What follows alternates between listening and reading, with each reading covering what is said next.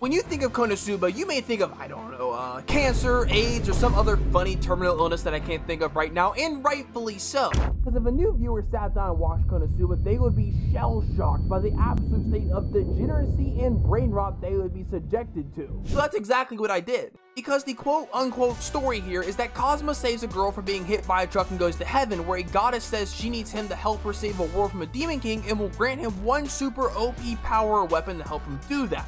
Now, take that idea, crumble it up, and hit that Mega Wish kid the funny terminal illness with it, because Cosmo is not your typical overpowered MC. He died from shock thinking he was going to be hit by a truck, but in reality, it was just a slow-moving tractor, and now the doctor, his parents, and the goddess are all laughing at him. So for his revenge, he takes Aqua, this narcissistic, alcoholic, brain-dead goddess, as his item to the other world, where they are now homeless and penniless. An arch-wizard named Megumin wants to join their party and help them out, but in reality, no one else wants her because she's a middle school syndrome idiot who can only cast explosion magic once per day and then goes limp like me after watching this anime.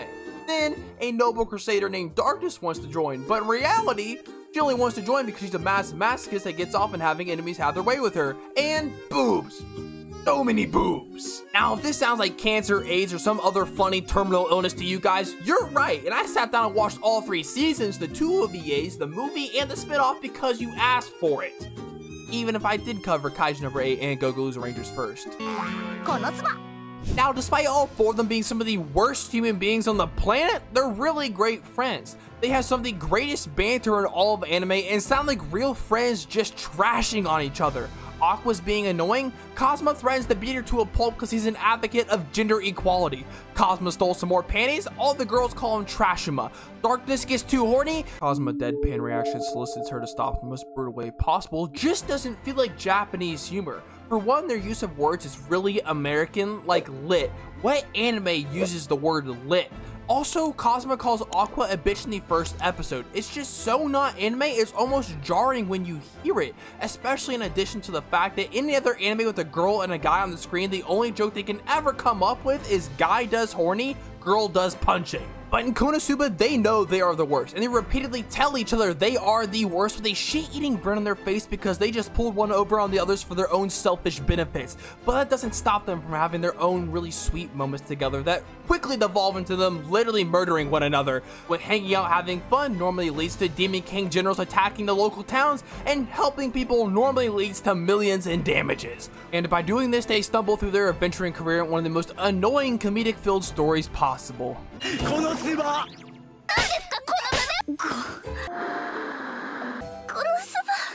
In season 2, they took deadpan-based Cosmo, horny Darkness, amazing and funny Megumin, and super annoying makes me want to blow my brains out Aqua, and doubled down on all of it with more boobs, obviously.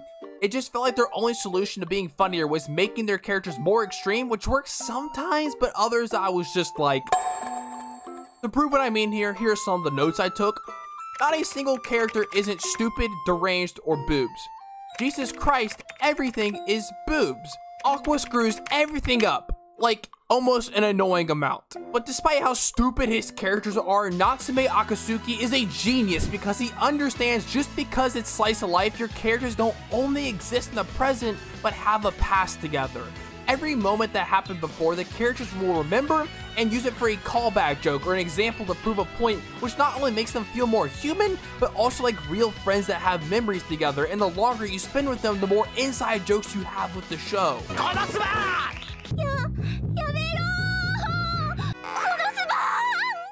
Now you would think taking the best part of the show and making it more by putting her in a schoolgirl uniform and making it mentally deranged cute girls do cute things would be amazing, right?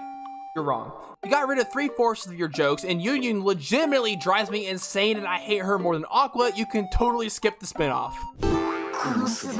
But for the movie in season 3, it felt like the author found his groove. The anime studios understood the assignment. The author started making the humor less like the character's traits and more what the character does or says because of those traits. Here you go. That's what you want, isn't it? You're a perverted little crusader, huh?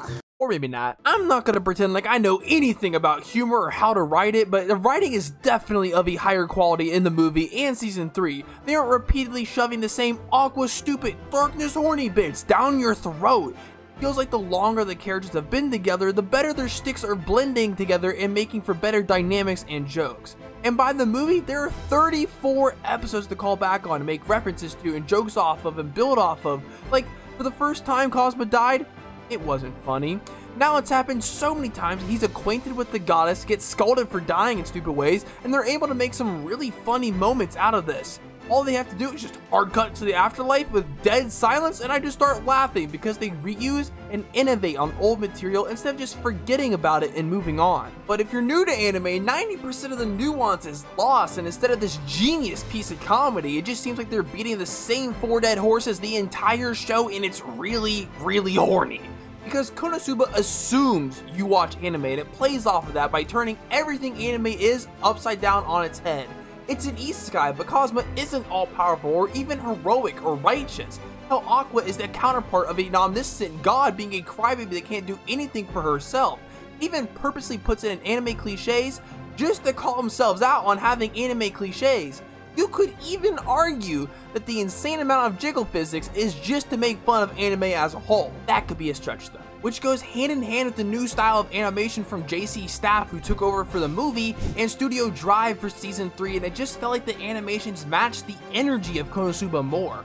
Not saying it looks better, because for some reason all slice of life have god tier animation, but I just don't think this moment in the movie would have hit nearly as hard if it didn't look like a 5-year-old drew Kazuma. And speaking of which, I love Kazuma's voice actor, Arne Pantoja. He killed it. I can't emphasize how much more enjoyable the dub is than the sub, and the only thing I couldn't get over was Darkness's voice actor. She sounded way too sexy for what was coming out of her mouth, and it threw me off. I was just having so much fun during the movie in season 3 that I literally forgot to take any notes. It was so good it tied my previous favorite Grand Blue Dreaming for my favorite comedy anime, and my overall Konosuba experience was fan-freaking-tastic. I might have sounded like I hated it sometimes, and I really did enjoy my time, even though that's very Konosuba of me to do. I cannot recommend it enough. If you're wanting to start, just don't jump ahead. I know I said season 3 and the movie are the best, and it's slice of life, so what are you gonna miss? But it's not about the destination. Konosuba's all about the journey, memories, and jokes made along the way. Except the spinoff, it sucked balls. But my videos though, so subscribe for more, check out this video on Evil Power Rangers, and bye!